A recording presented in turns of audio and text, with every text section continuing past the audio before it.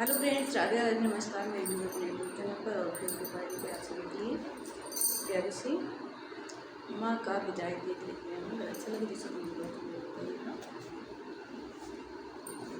ज़्यादा से ज़्यादा प्यार दुलार आशीर्वाद दीजिए।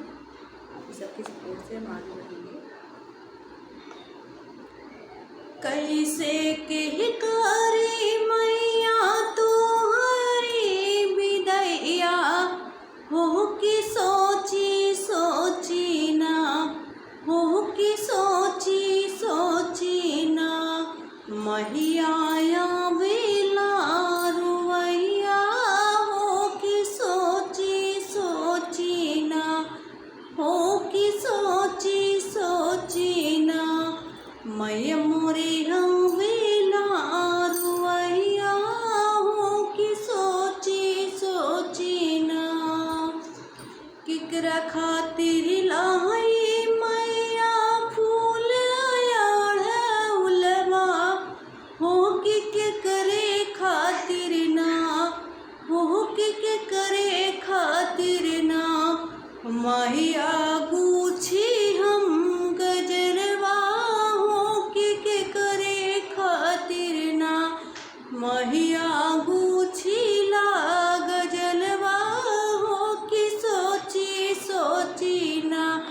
मैं मोरिया वेला रुवैया हो कि सोची सोची ना।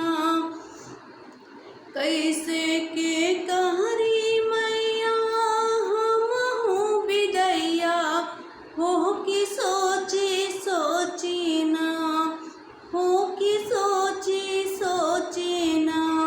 मैया वेला रुवैया हो कि सोची सोची ना।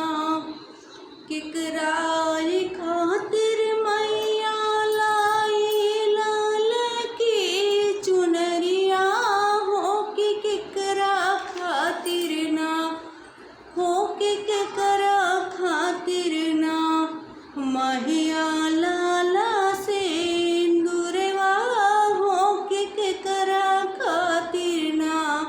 मैया लाल की बिंदियावा हो कि किकरा खातिर ना, हो कि सोची सोची ना। मैया वेला रुवैया हो कि सोची सोची ना। कैसे के कहरी मैया हम हूँ विदैया हो कि सोची सोची ना। मैया